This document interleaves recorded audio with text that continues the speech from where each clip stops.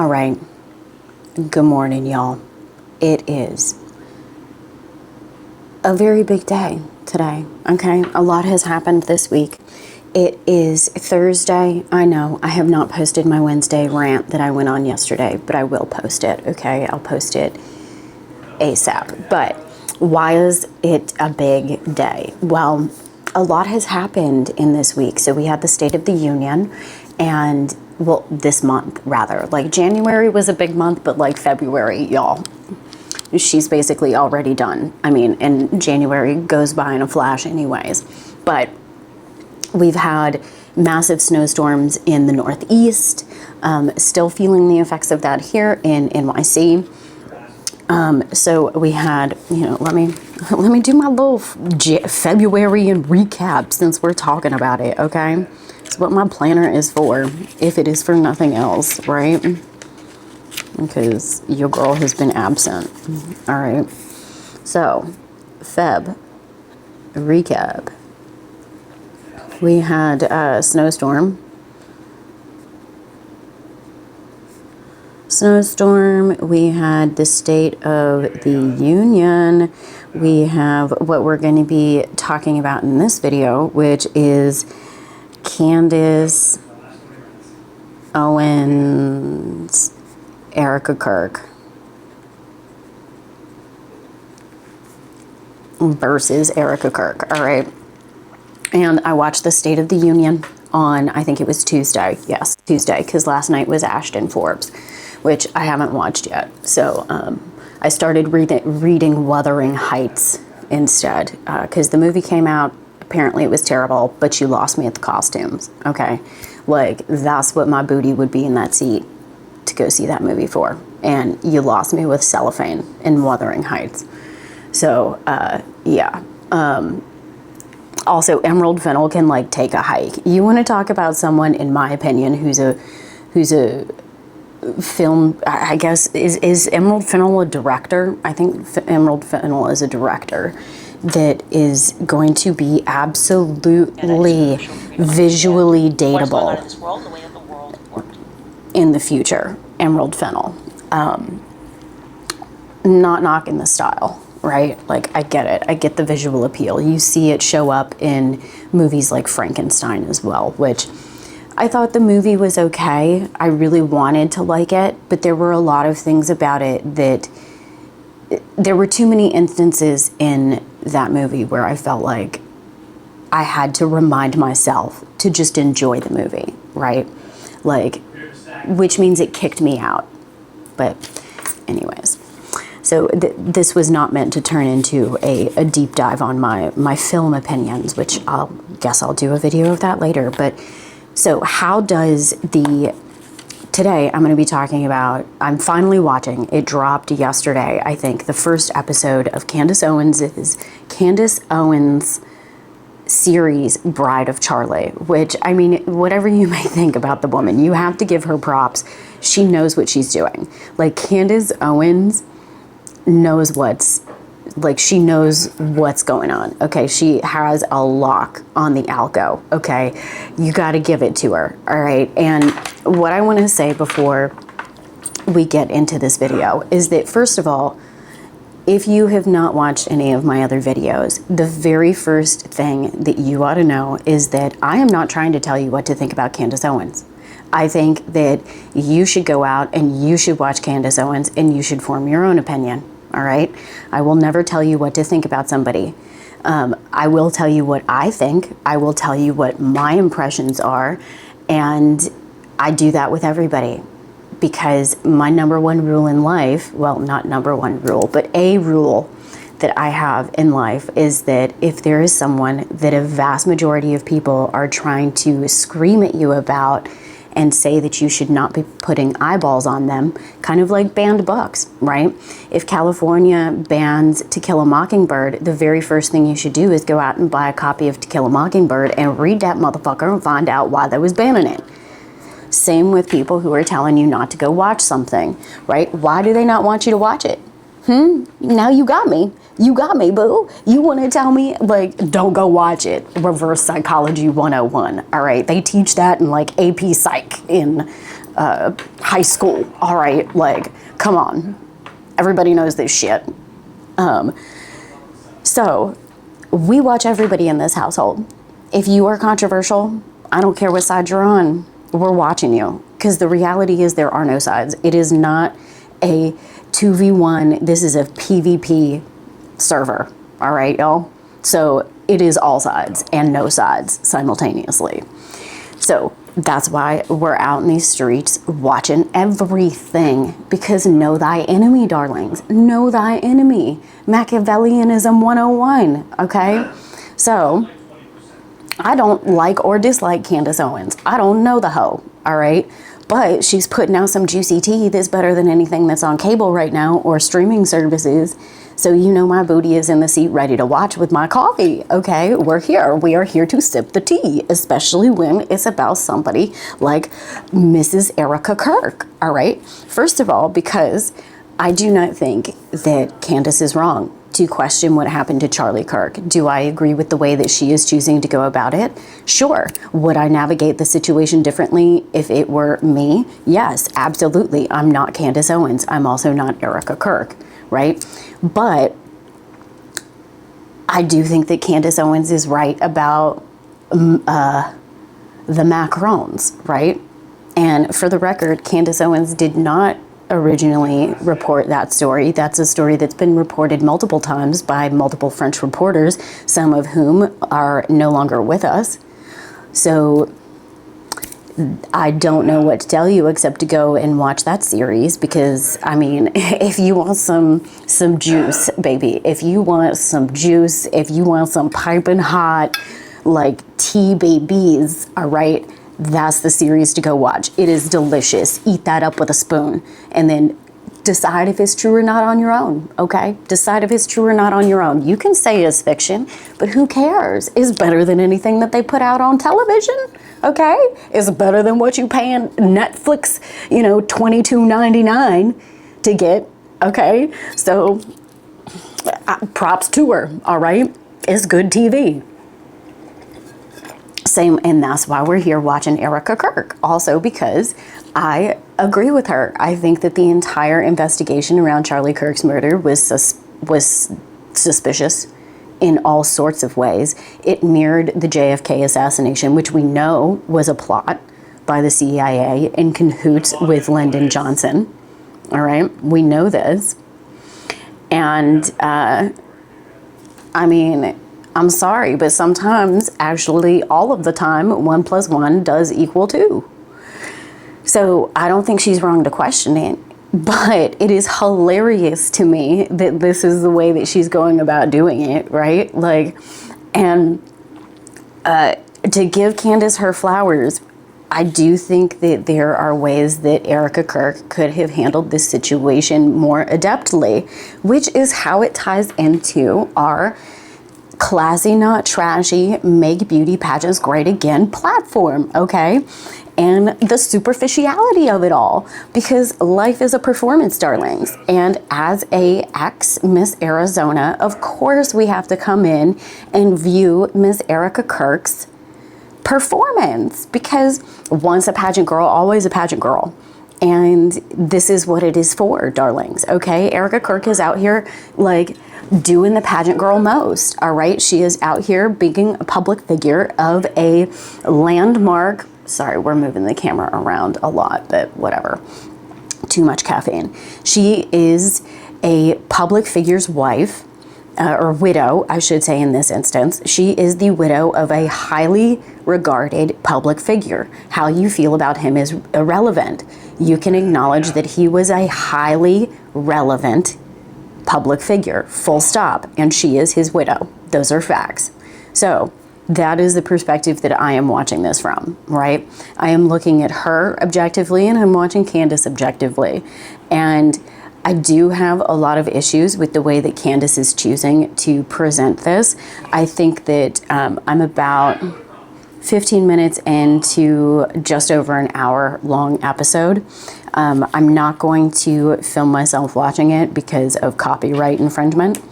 But since they're fresh in my mind and I have my notes here, And this felt like a good time to kind of pop in after Candace, because Candace at this point has kind of laid the groundwork of where her suspicions arise from, right? So my first issue with the way that Candace is handling this is that she immediately tries to draw comparisons between Erika Kirk and Erika Kirk's unconventional grieving as a widow to questioning COVID. And like, y'all, really? Like, you're really going to try and say that Erika Kirk not appropriately grieving her husband, in your opinion, is equivalent to, like, hold on, let me back up. So she's trying to draw comparisons between herself questioning Erika Kirk to those who questioned COVID-19, who have now been proven correct, right? Like, first of all, this is a he said, she said as of right now, right? And this is first episode, baby, so it may turn into something with more evidentiary support than a he said, she said. But right now, like, this is just Candace Owens's personal lens of Erika Kirk. So when you're watching this, you have to remember that a lot of Candace's sense of self is going to be reflected in the way that she talks about Erika Kirk. And Candace Owens herself has a perspective. She has an agenda. Like, Candace Owens has an agenda. And her and Erika Kirk are absolutely comparable in their decision-making tree, in how they've decided to become public figures, right? Or public figure adjacent, right? Like, this is, like, there's a direct correlation here. So I think that you have to recognize that when you're watching it, right? Like, there are a lot of things about putting on a performance so that are talked about in a evidentiary way, and like, Candace herself is giving you a performance, right? So you have to just keep that in the back of your mind, is like, what is Candace's objective? Like, what is Candace's, like, what is her goal, right? Like, what is Candace wanting to get from this?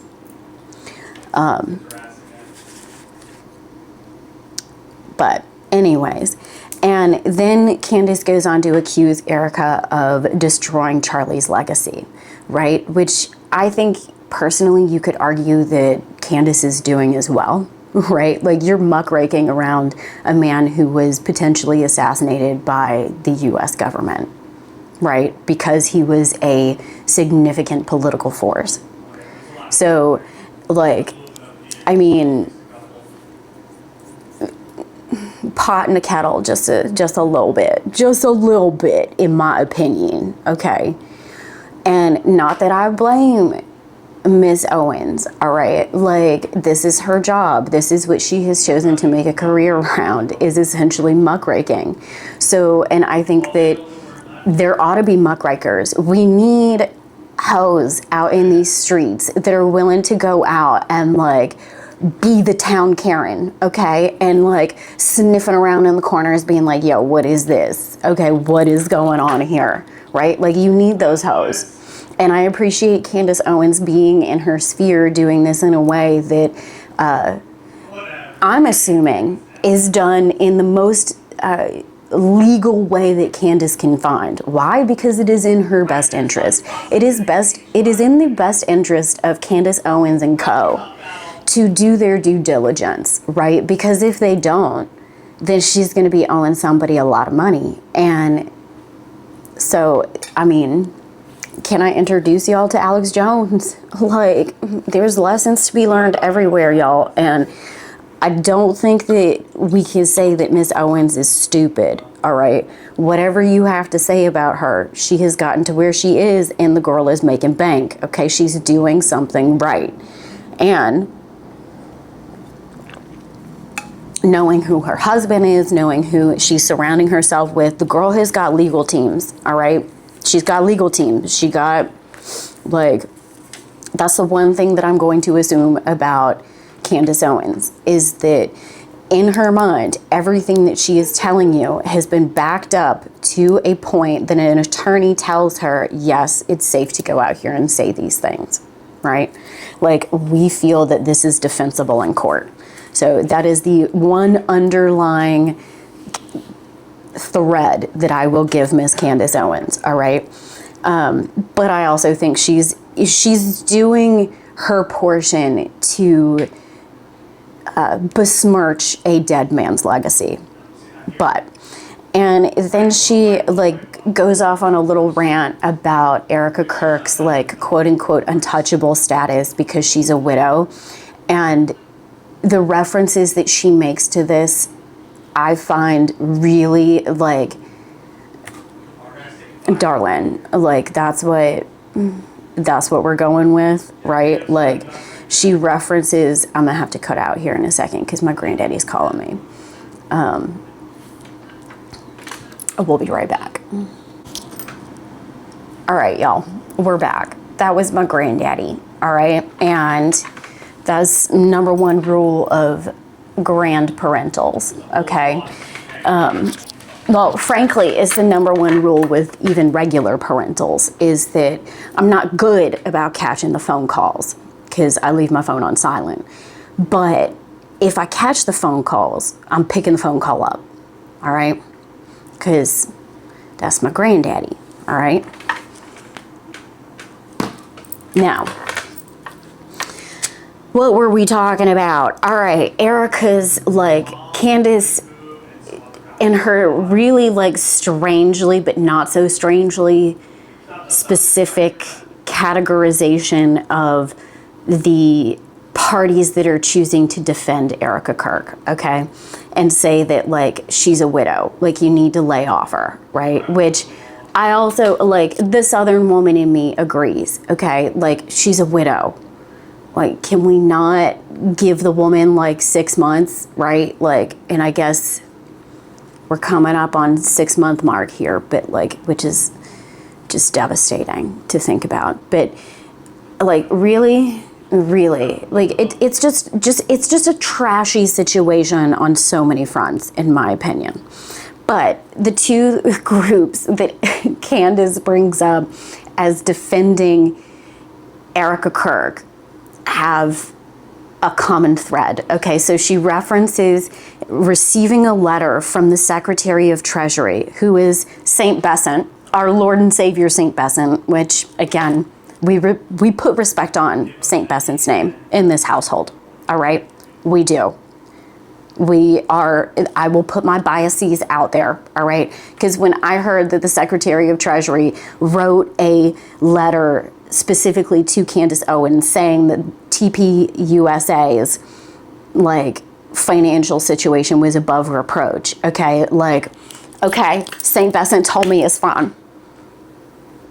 Like, I will openly admit that my biases immediately lends me to say, okay, so unless she can prove, like, hard documents that say otherwise, I'm going to personally run under the assumption that TPUSA is not doing anything financially shady.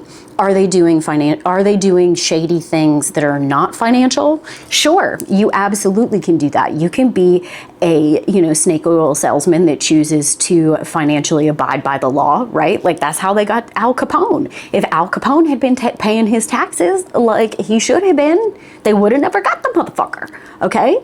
So, like, that doesn't mean you're not a criminal, all right? But according to the Secretary of the Treasury, TPUSA is financially irreproachable, all right? She admits that. And then the follow-up to that was that in Candace's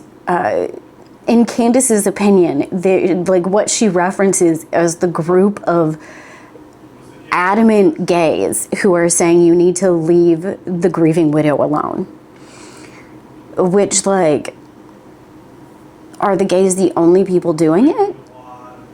Like, have we taken a survey? Do we have data supporting this? Or is that just who you're cherry picking to, like, present a bias in one way, right? Like, why are you picking the gays?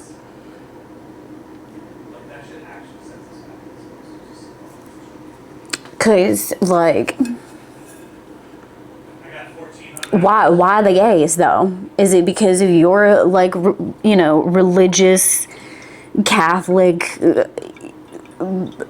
know, like, what are you pushing here, Candace, right? Because, like, that's what you have to remember, is that Miss Owens is pushing something by saying, and specifically grouping and calling out the loud gays that are defending the widow, right, and Secretary Besant.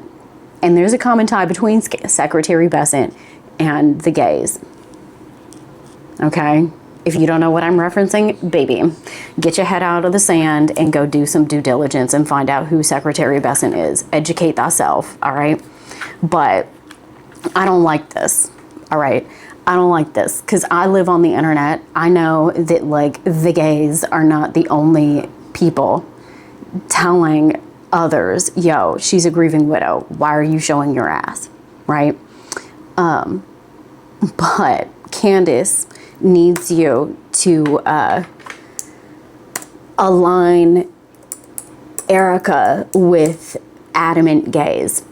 So just remember that, okay? And then she brings up an X post, which the X post, I do think that she references, it's Elizabeth Lane is posting this on X. I do think that this is an interesting psychological,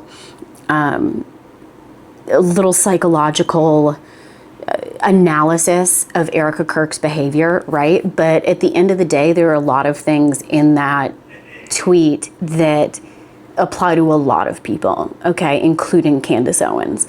So I'm gonna keep watching, and I will, you know, we will dig into this, okay, because I'm gonna do a coach's critique corner on that specifically. But let's get done with this episode and see what the final results of episode 1, Candace Owens, Bride of Charlie, is, okay, and our conclusions. And then we're going to do a little, you know, deep dive into the pageant comparative analysis of it all. Okay. Coach's corner. Yeah. So anyway, we'll pick back up here.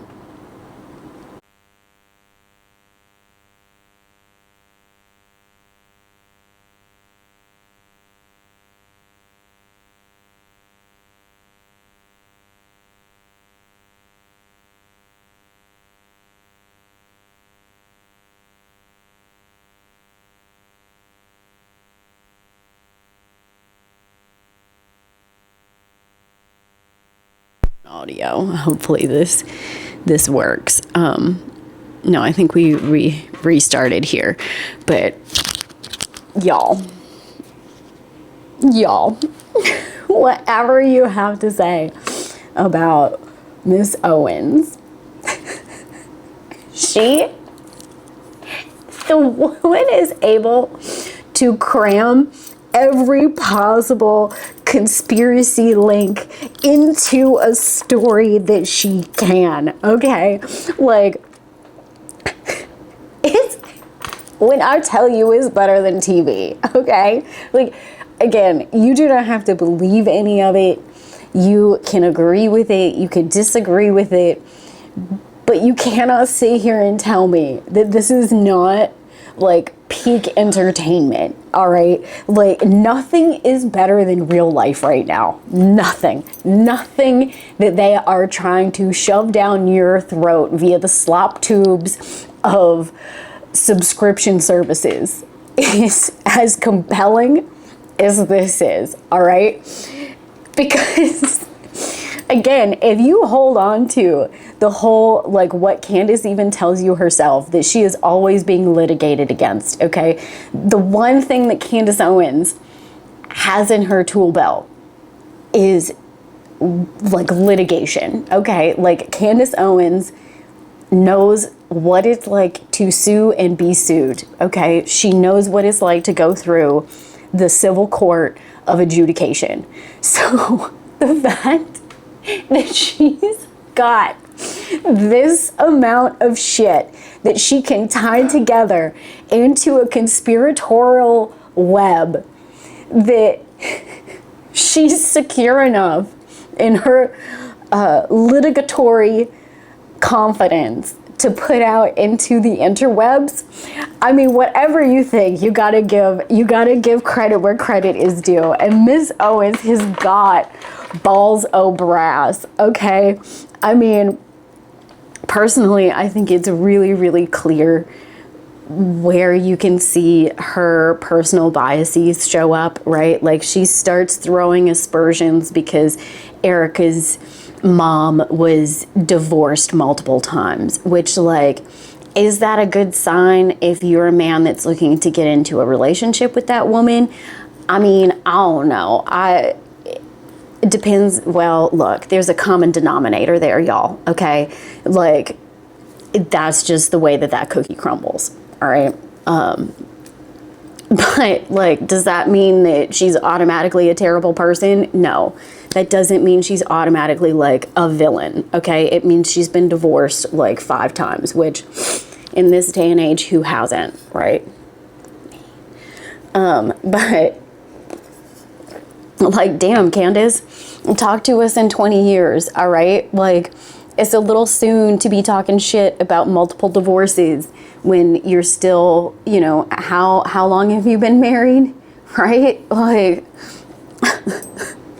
but anywho, you know, like, but Miss Owens has officially tied tenuously, right? Like, tenuously tied Erika Kirk's family and background history to not only the MK Ultra Project Paperclip or Operation Paperclip psychological mind control program, which, you know, I totally, like, yes, you done, right? Like, it is a thing, but she's not really tied Erika there yet. Like, a lot of it is circumstantial. Is the circumstantial evidence piling up? Absolutely. But look, when you go to the links that Miss Owens does to literally excavate an entire a person's entire, you know, background, then you're gonna get what you're gonna get, babies. Like, that's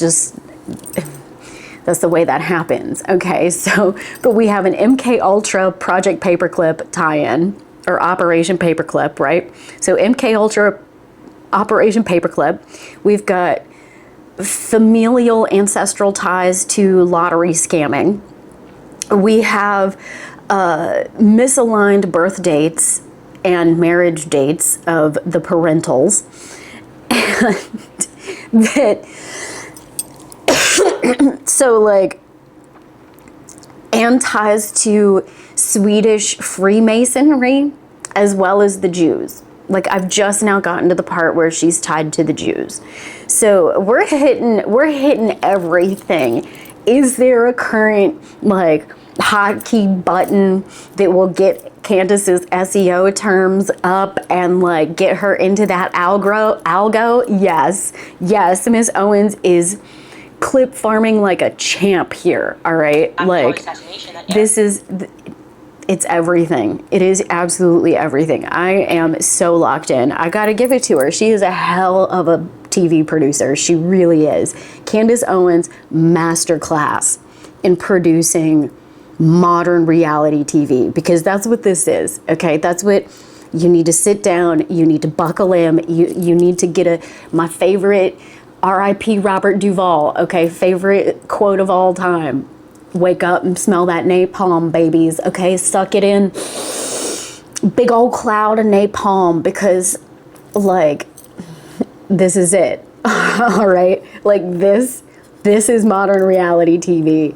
And if you can't lock in and get into it, I don't know what to tell you, because this is the future. You are looking at groundbreaking future television production right here. And again, I also think that in a strange way, Candace is doing revolutionary investigative journalism, right? And because if you are someone who is like Candace, you have a following that Candace does, and you are throwing mud like she is, you have to be prepared to be litigated against, right? So, I mean, we at least know that Candace has done enough that she feels secure putting this out into the world from a legal standpoint, all right? That's all we know. But, like, TV, y'all, I cannot wait to see how this unfolds in the future. This is going to be years worth of drama. I'm telling you right now, years worth. Years. I mean, it's just, it's hilarious. It's hilarious. I think that so far, I'm gonna get back to it because I'm a little over halfway done. I got like 20 minutes left. So far, my conclusion is Candace has laid out a lot of dots. Okay, there's a lot of dots on this graph, and I appreciate the picture that she is trying to assemble here, but you haven't sold me yet. You haven't sold me yet. I'm entertained. I am entertained to death, the boots house down, okay? But do I believe you from a journalistic perspective? Not just yet, right? Like, she hasn't given me the bow yet. She hasn't given me her full thesis. But again, she's talking about this being like at least a 3-part episode. She's talking about doing multiple seasons now. Like, I mean, right? Like, we'll see. We will see, all right, how this unfolds. Because personally, I think they absolutely could all just be in cahoots together, right? Like, there's nothing saying that her and Widow Kirk aren't, two-step in this over here trying to just view max each other, okay? You don't know. But anyways, the saga continues. Let me get through this last 20 minutes and we'll keep going on this train because entertainment, babies. Entertainment. 10 out of 10. We'll pick back up. Okay, y'all. I made my little protein snack, which... Okay. Oh, dear. Don't drop them. Don't drop them. My goodness. For the record, boiled eggs are not my favorite way to eat eggs, but man, they are mighty convenient, okay? And forgive my squeaky chair, all right? But boiled eggs are not my favorite, but there comes a point in one's life where the priority for sustenance overtakes flavor, right? And this is also something that we talk a lot about on my channel, is carnivore and my quest for ultimate superiority via the mechanism of superficiality and stereotype manipulation. AKA a bitch is afraid of getting fat, and I'm constantly on the lookout for ways to improve my physical capabilities in the laziest way possible, okay? So I eat carnivore because any great weightlifter, bodybuilder, physical athlete of any kind will tell you that diet is the first step. So carnivore, and then I do calisthenics, and I gotta start walking again because I can't fit into my pants, and that is always my midwinter wake up, okay? When we can no longer fit in the pants. So we gotta get that cardio back up, stop cheating on my little nibbly bits, and get back to it. But I am an admitted superficial queen, okay? And that drives most of what I do. That and pure unadulterated laziness. So, yeah, where was I? Oh, my eggs, okay? And I like them. My man loves me, and so he blessed me with the most delicious truffle salt, which is my little, spice up my boiled egg moment, okay? Not 100% lion, but truffle salt, darlings, if we're gonna quibble over that, we've got bigger problems, okay? So, my little stay hot or not tangent we'll circle back to the original point of this video, which we are picking up after the conclusion, okay? We have watched episode 1 of Bride of Charlie, and babies, let me tell you, there is a lot that I'm going to leave out of this. I'm just giving you the synopsis because, honey, like I keep telling you, unsubscribe from these streaming services. Get rid of all of them because your booty could be on YouTube for free watching this glorious new melding of the political, the social, the real life, and entertainment. Like, this is the new era, darlings, all right? You need to get into it. You need to really sink down, snuggle up, get cozy, and sit back and enjoy. This is the world that we live in. I mean, this is spectacular. You can watch the literal town drama just unfold in front of you from the comfort of your own home, okay? You can do it at any time of day, any time of night, in the bathroom, at work, while you're taking your morning poo. I mean, while, you know, you're laying in bed and my man's has got the latest game on that he's paying way too much to watch on ESPN via Disney, HBO Max, whatever the hell, all right? You could be on YouTube, okay? And you could be watching this. It is spectacular. 10 out of 10 recommend for entertainment purposes, all right? And as I have said multiple times in my other little clips that we're going to be stringing together to create this video, the only thing that I am going to give Candace Owens the benefit of the doubt on in this, okay? Because I'm not going to tell you what to think. I think you ought to go out and you ought to watch it yourself and form your own opinions, okay? The only thing that I will tell you that I kept in the back of my mind when I was watching this is, first off, what are Candace's biases, right? Like, what are the things that she's clearly trying to make you think are important, right? Like the gays, right? Like, darling, why you got to bring St. Besson all up in this, okay? Like, stop, put some respect on my man's name, all right?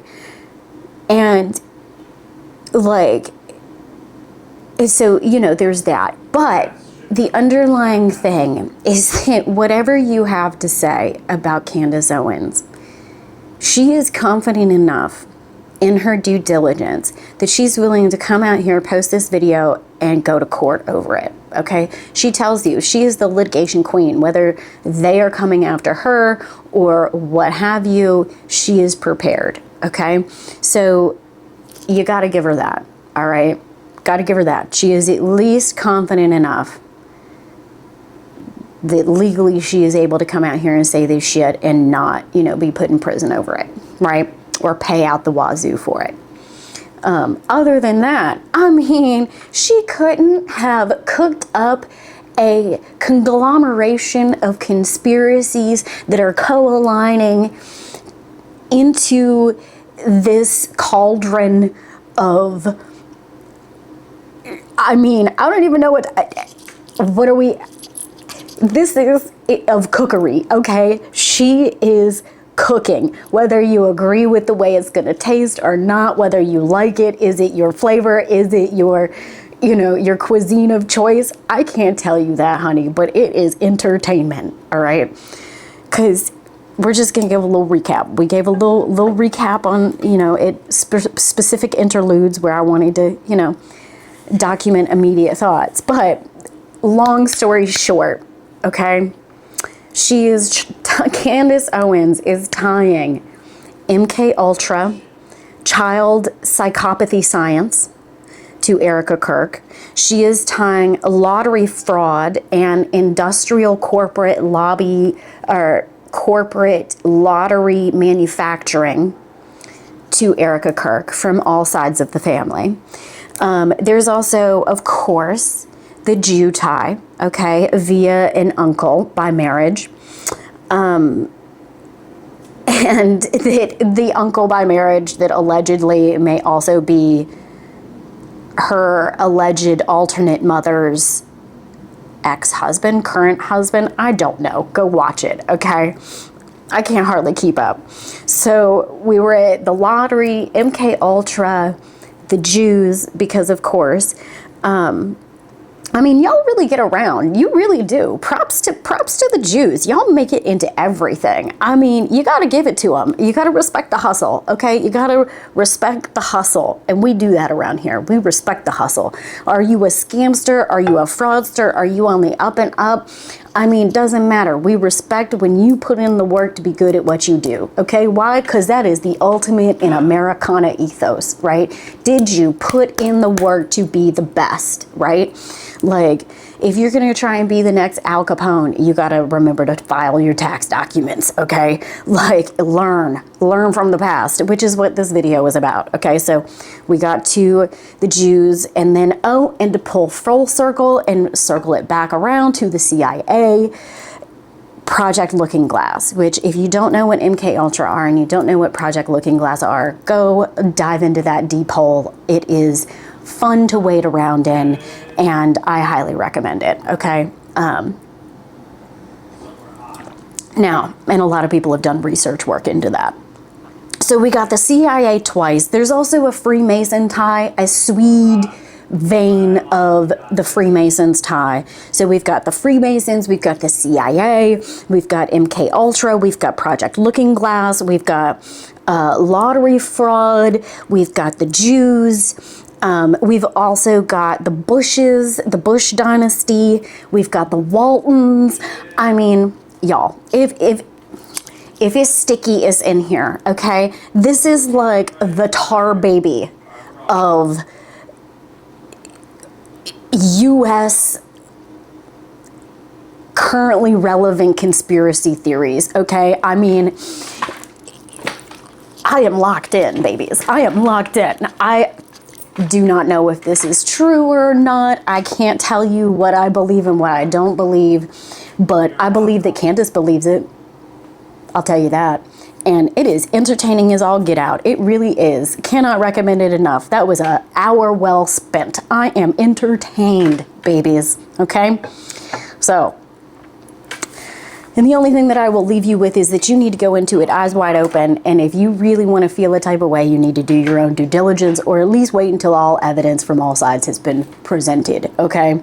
Because I, again, which is what we're going to dig into right now, do not think that the parties involved have been flawlessly performing, okay? Because that's what all of this is. I'm trying to adjust the camera again because I sank into my comfort and entertainment here. Okay, we relaxed, so we have to adjust the camera. But anyways, neither Candace nor Erika, in my opinion, are performing to the best of their abilities. They have let some stuff slack, all right?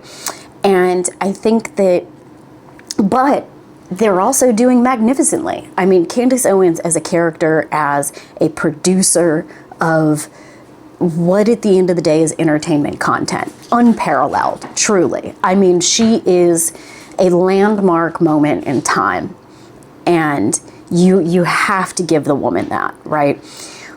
But I view it as entertainment, right? I also view it as that I also accept that Candace Owens herself views her work as investigative journalism, right? And so, hey, more power to it, right? That's part of the freedom of living in the United States, is that you are allowed to come out in public and bang this gong, but you'd better be ready to back it up in court, okay? Like, hell yeah, let's get into it, babies.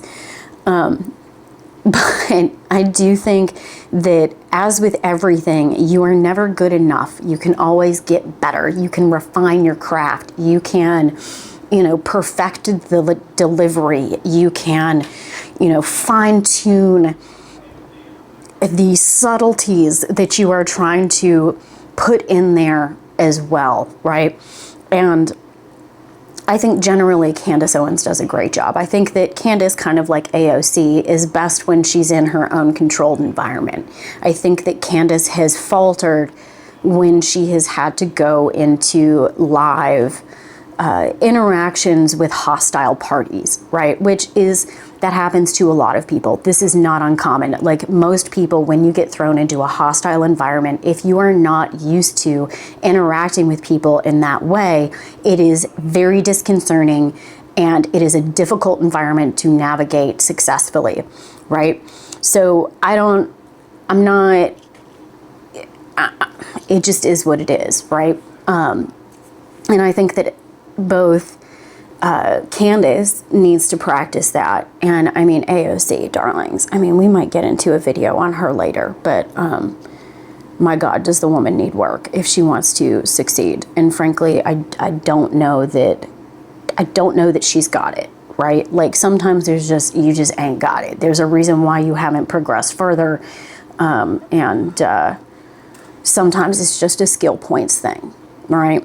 But anyways, to come back to this critique where I am encouraging you to watch this from the perspective of do better, right? Learn from this. If you are someone who is looking to be in this position, right? So one of the things that I agree with Candace on that she was talking about in this video is that Erika Kirk chose to be in this position, right? Like she chose to be the next CEO. She's choosing to put herself in situations where she is going to be viewed publicly at a high level of scrutiny, right? You could have handled this entirely differently. You could have taken a much more backseat role and less visible role within the company, and you didn't, right? And that's a personal choice. And I do agree with Candace that you made that choice and you have to lie in that bed, baby. So you either take the heat or you don't. And to say that, you need to like lay off of Erika Kirk because she's a widow, like in certain degrees, yes, I agree with you. I think that like there's a fine line, right? But she's also invited it. Like if you are someone who is willingly putting yourself in a position where you are going to be a visible public figure, especially within the, PvP arena of politics, right? Like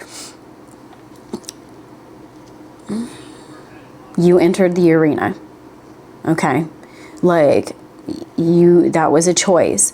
So I do agree with that, right? But in that vein, I do think that this is the critique that we're going to go with, right? I think, so one of the big things and this is what Candace starts the whole series off with, right, is a tweet by a woman named Elizabeth Lane on X, where she talks about her personal perspective on Erika Kirk and the way that Erika Kirk has chosen to comport herself publicly in the aftermath of her husband's assassination, right? Which is what has led to Candace delving this deep into Erika Kirk's life, right? Like, and if you're the CIA, baby, you need to be sitting down, like if you are watching this video and you're a Fed, baby, sit down, take out your notes, get your pen, get your pencil, your pad ready, because I am about to give you some like do better, okay? I expect more. With as much money as y'all are siphoning off from the taxpayer to get into this kind of sketchy poo nonsense, I expect better. I expect better public-facing manipulation, all right? I do, because you're spending way too much money to be getting shoddy results like this. Like, this should have never been allowed to happen, all right? Like, because Erika Kirk made choices that led to the situation we're at now, where you have someone like Candace Owens whose alarm bells have been set off to a certain degree that she's coming after you, right?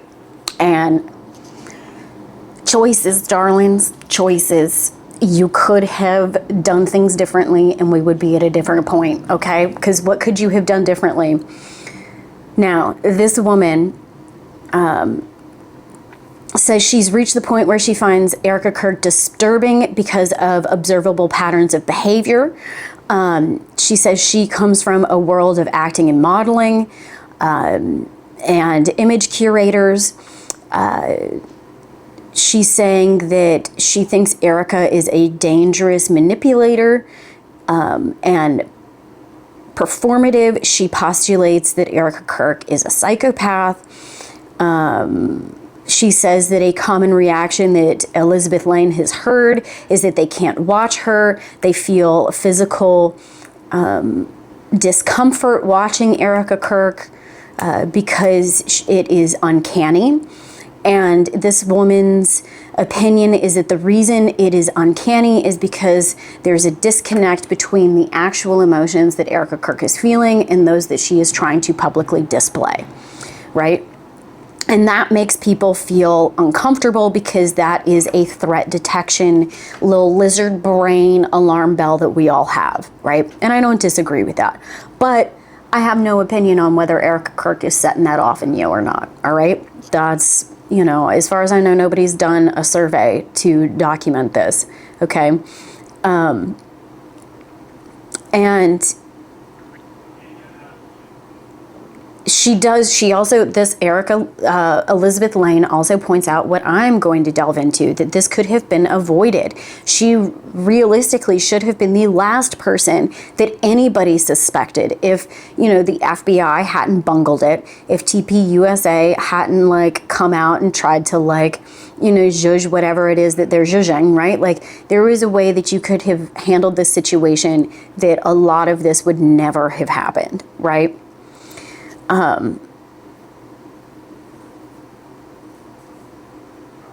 And she talks about how she doesn't fit into a typical archetype. She postulates that Erika Kirk wants to be in a, you know, primary role, not a supporting role. And she talks about her, like, you know, proximity to power, moving between television, nonprofit, branding opportunity spaces, maximizing exposure. And then they try. So the one thing that like this whole thing, and this is the issue that I have with a lot of this stuff, is like you should have just left this whole next section out. Like, come on, y'all. Really? Like, you're going to get into the man's looks? So then she starts talking about previous partners are guys women like her would date. Women like her, meaning like a blonde, attractive ex-beauty queen, right? With alleged aspirations of power, right? Elizabeth Lane is saying that Erika Kirk's previous partners are, quote, guys women like her would date, muscular, jacked, good looking. Even though they are not people with huge potential, they are all somewhat established. They are good stepping stones until the right person shows up. Now look at her previous partners. Now, looking at her previous partners, I'd say Charlie probably was not her type visually, but he was exactly what she was looking for in a man, potential to be a great power. Now, whether she is correct or not in this assertion, I mean, I don't give a shit, okay? Like, that's something that you could probably talk to Erika about and she'd be able to give you a better answer on, okay? But what I will tell you is that it's not super fantastic to go after someone because of their looks, all right? Like, Charlie Kirk was clearly an extremely charismatic man, all right? Undoubtedly a charismatic man. And we have, you know, thousands of hours of documented evidence and testimony of his charisma, okay? So, I mean, I think it's real. Like, this is one of those moments that to me is not classy. Like, the rest of her ex tweet is based around like actual like psychological diagnostics, right? But like, he does fit a type. Like, I don't know for sure because I'm not, you know, delving into Erika Kirk's like past like a rabid mole, okay, that I've got better things to do with my time. But the pictures that I have seen come across my, you know, my algo page of like her exes, they're all kind of Charlie Kirk, okay? Like, they're brunette dudes that are tall. Like, they're tall, white, brunette dudes.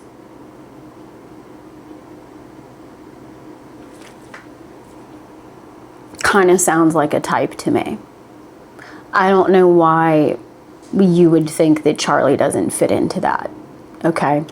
But also, I've seen the video of her, the first time he had her on that podcast, and I would like to think that my bullshit-o-meter is pretty powerful, and whatever you might say, in that moment, she was in love with Charlie Kirk, okay?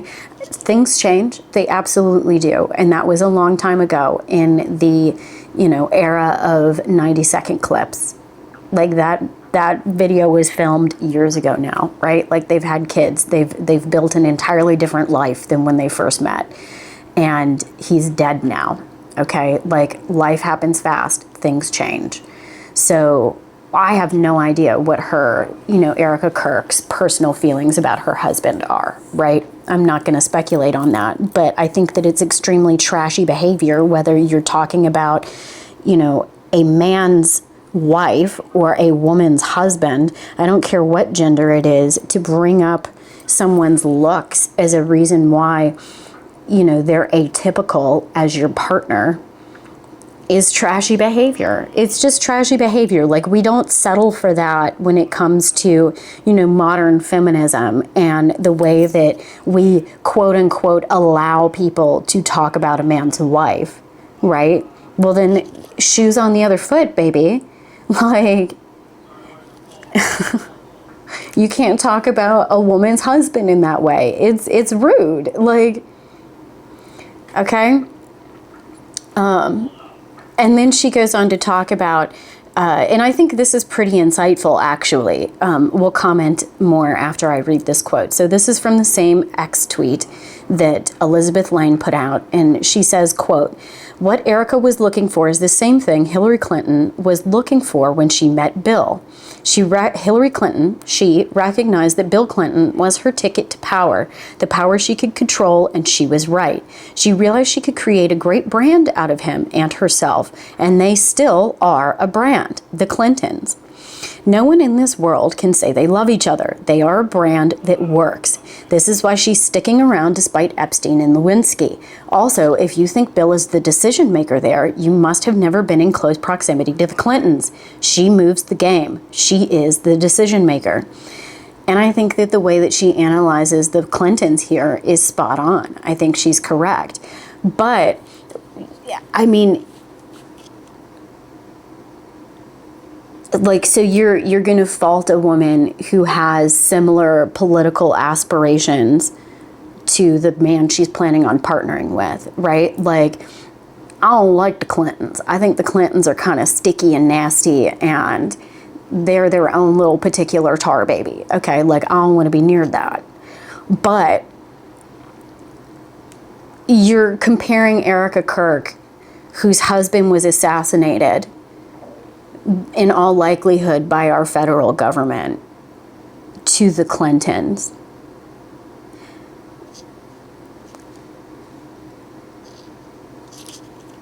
I mean, I don't know, okay? But that's kind of not the same thing to me. Kind of like when Candace is trying to draw comparisons between being a, Erika Kirk critiquer and being a COVID questioner. They're kind of different magnitudes of things, right? And I think that castigating a woman for choosing a partner that aligns with herself and her goals and her aspirations is really short-sighted and like, frankly, you want to talk about common sense, like, that lacks common sense. Like, of course, the most successful relationships are going to be founded on a partnership where both of you are aligned and traveling in the same direction, right? Because whatever your personal opinion might be about the Clintons, they do have an extremely effective partnership. whatever you have to say about the both of them, okay? It has been an extremely effective partnership. Full stop, period. Do you agree with what the results of that partnership are? Hey, that's between you and your opinions, right? But it's been highly effective, all right? In that relationship, you have a former president of the United States, you have a former secretary of the United States who had what some could argue was a very successful run for being the first female president, okay? Like, Hillary Clinton is without a doubt one of the most highly influential female figures that have come out of American politics. Like, whatever you might feel about her, that is a fact, okay? They are a powerhouse. They have an enormous amount of influence, and they have for a long time, all right? And that's a successful relationship. But can you tie but does that mean that every successful relationship means that they're like the Clintons? No, of course not. There are hundreds of thousands of millions of successful relationships that happen on a day-to-day basis in your life that you never see, right? There are millions of couples and billions of people who are in successful partnerships that happened because they are aligned in what they wish to accomplish in life. Their goals are aligned.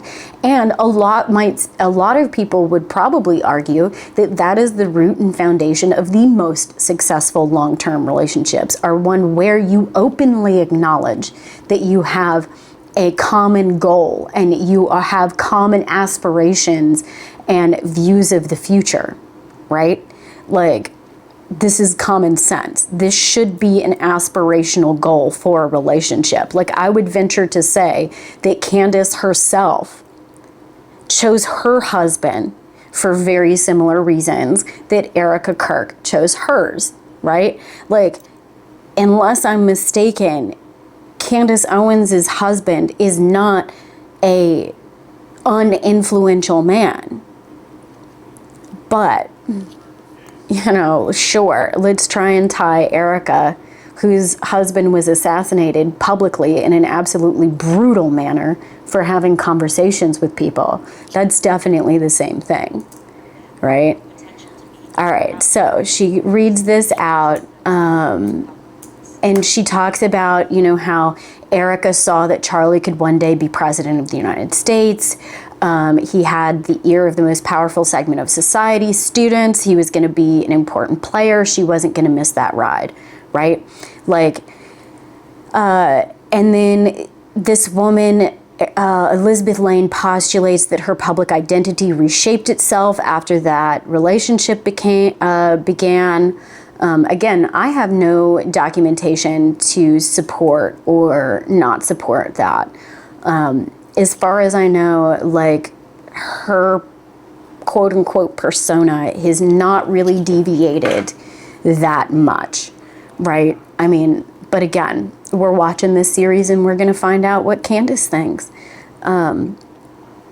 So anyways, and then this woman talks about, that Charlie listens to her, whether it's about donors, trajectory of TPUSA, whatever. Like, yeah, of course your wife or your husband is the single greatest influence on your decision-making process, as they should be. Like, are you tarded? Right? Like, are you mentally inhibited? Have you been dropped on your head as a child?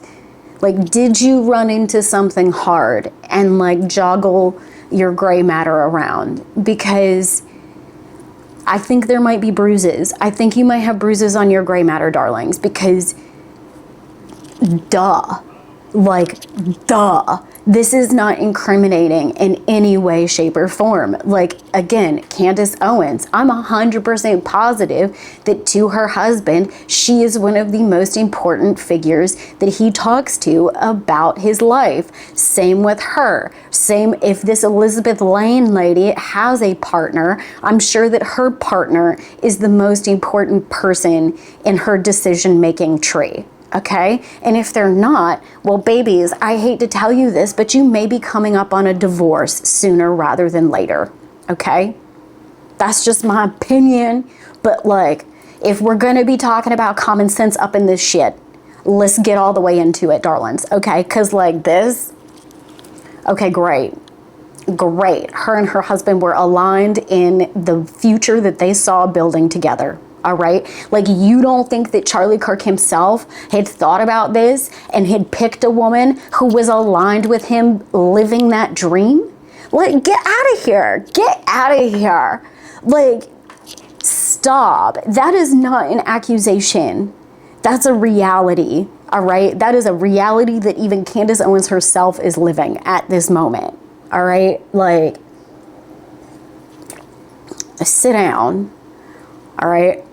Okay, then we get to the meat of it, right? So she's throwing around all this these aspersions about like, you know, picking a partner who aligns with you and how that's like somehow inherently toxic, because that's absolutely the implication that you were supposed to be getting here. And talking about, you know, oh, quote, it's obvious she was always deeply involved in the business and knew exactly where to pick up when her turn came. Okay. This is his life partner. This is his, you know, clear, like a business partner of his. Like, okay. Like, this is the livelihood for their family, and you think he's just gonna leave his wife not knowing how to continue providing for their family if something happened to him, when we know he himself realized he was at a point where this was a reality that they could be faced with, that she could be faced with? Okay, I'm sorry that the people in your life don't love you enough to help prepare you for the potentiality of that particular reality. All right? My goodness, right? So then she goes to what people struggle to watch is, I got a commercial, right? Us peasants out here, they'll let me skip it in a second. Hold on, let me go back. Okay, so then she says, what people struggle to watch, what makes it unbearable is not grief, it's the absence of emotional continuity. Performances can be learned as an ex-actress, blah, blah, blah, blah, blah, but emotion can't be improvised or mimicked if you've never experienced it. And like, she's just saying that she thinks that Erika Kirk's portrayal of grief is an act, and that she's performing, and that it's inauthentic, right? And so, okay, and this is where I can understand their perspective, right? Because in my opinion, Widow Kirk has made some superficial missteps that have led us to people having this belief, right?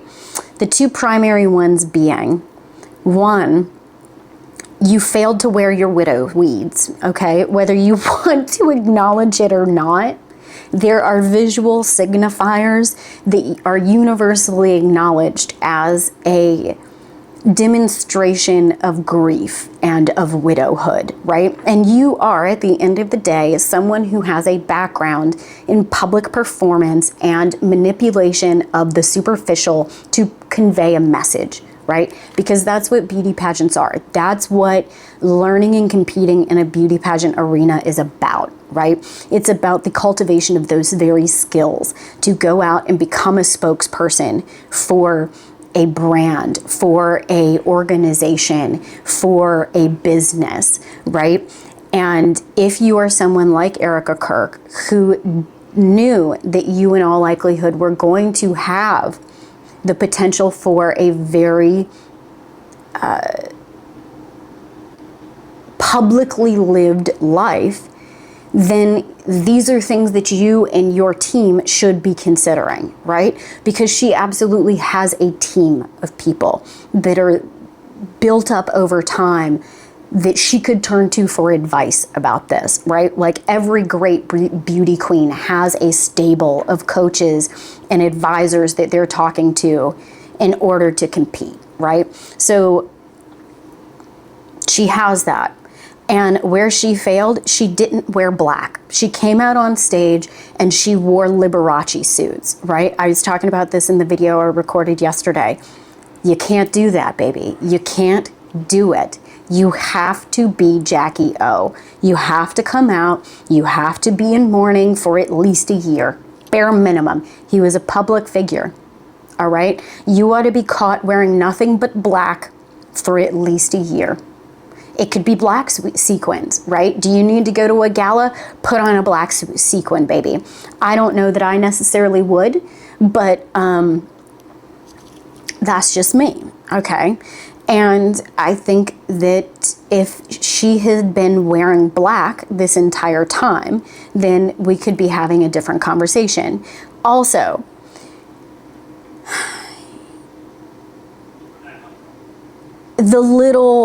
the handkerchief thing, okay? The handkerchief to like dab your eyes, right? Is a great affectation. I think this is a brilliant little like thing that they've given her to kind of, you know, cement this performance. But if you're going to go that far, why not literally put her in all black with a veil, right? Like, you can't choose to do that and then choose to put her in a Liberace suit or a white suit, or, right? Like, because you are at a point where you recognize that this is a language and that you are telling a story with what you are wearing and what you are choosing to put on.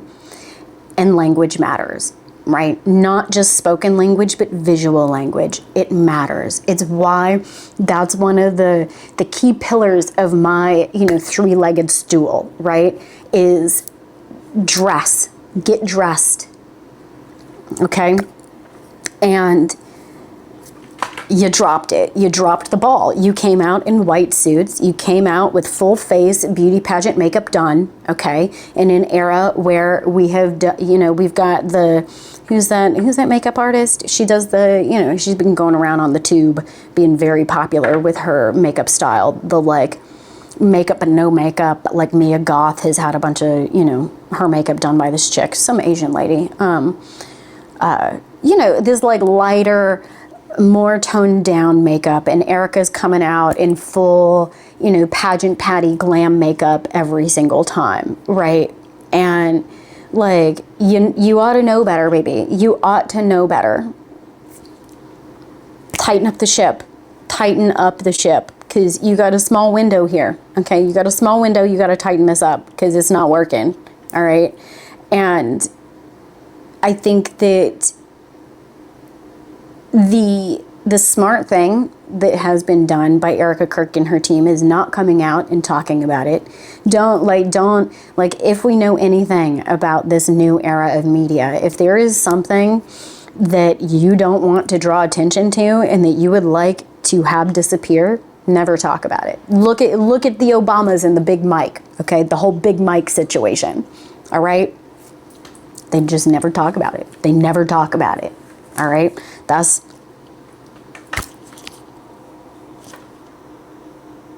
There you go.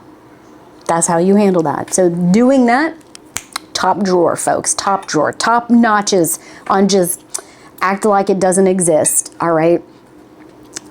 Which again, I'm interested to see how the release of this series, the reaction, right? Like, is there going to be a reaction? Will there not be a reaction? Will the performance be tweaked? Will there be any changes in the performance moving forward? Who knows? Who knows? But again, if you're Erika Kirk's algorithm, I would be watching my video. I would, okay? Because I'm giving you hot takes here. I'm giving you great notes, all right? This is Beauty Pageant Coaching 101. If you're going to be a widow, be a widow. You ought to be out here in all black every day, all the time, all right? Especially if you're going to carry around the hanky for dabbing your tears. You know, also, if you're going to be out here pretending that you're dabbing your tears, right, all the time with that full face of makeup, bitch, let a hoe know who your makeup spray is, okay? Where's this collaboration? Where is this sponsor, okay? Because give the people what they want. If you really are out here widowing, you know, widow maxing, wanting to, you know, get the coins and hustle, tell us who the makeup setting spray is, because it's not coming off on nothing. Tearing up all over the place. She got her little, you know, dabbing at the eyes here. Not a lick of mascara on that bitch, okay? It is never smudged. Who's doing it? Who's doing it? Tell us. We need to know, okay? We need to know what Widow Kirk's setting spray is. I need a Widow Kirk setting spray collab in my algo immediately, all right? Because then it's also believable, right? Is it kind of, you know, a little tacky? But sure, but it's what the people want to know, all right? Because if it's believable, it's believable. Like, it's not smudging honeys because I got the world's best, you know, whatever insert makeup spray ad here, right? Like, of course it doesn't budge. Like, I'm a beauty queen, bitch. Like, tips and tricks. Like, yes, I am a grieving widow. Yes, I have to be a public-facing persona. So, yes, I have the world's best makeup setting spray. And that's why you don't see it coming off on my little tissue that I carry around, okay? It's not coming off of my little hanky that I got stuck up my sleeve, all right? But that's just me, okay? And I think, again, that is the conclusion of this extremely long rant, is that if you're gonna do the thing, do it well, do it correctly, do it right. I want absolute flawless perfection in all of my, like, in all of my people, okay? Like, if you are going to scam, I want it to be the best. I want you to be the Frank Abagnales, okay? I need you to be going to prison, and then as soon as you get out, I need the government to be coming up to you being like, yo, we're gonna just pay you to do this, okay? Bitch, you's good. We gotta have you on the payroll. That's what I want, okay? This is what I want. I want you to be learning. I want you to be creating an environment where we expect the best, okay? You have to constantly improve. It's literally like beauty queens. If you aren't out here leveling up, you will not win. All right, and that's what we want. We want winners. We want to be the best. We want to be out Linda Hamilton everyone. All right, so like, give it to me, babies. Keep leveling it up. The next Miss Widow Kirk that we got coming down the pipeline, next generation, I want you to be tight. I want you to be flawless. You hear me, feds? You hear me, CIA? You hear me, deep state? It needs to be better. Like, how y'all gonna be out here having ZPE technology and, like, you know, next level shit, and you haven't gotten this little minutia figured out? This is what happens. This is what happens. Y'all let shit slip through the cracks, and then you call slipping, okay? You call slipping, and you can do better, all right? Call me up. Call me up. I am so down to be getting a fat-ass government paycheck to critique you and help you become better, all right? Totally down. I'm down. Yes, a bitch is broke, okay? But anywho, that's our rant for the day, and I'm gonna go eat my eggs because I think they cooled off by now, and I'll probably be back to film something a little more later. But yeah, have a good one, y'all. And as you know, stay classy, not trashy. Don't trust anybody. And as always, doesn't get any better than this. Have a good one, y'all.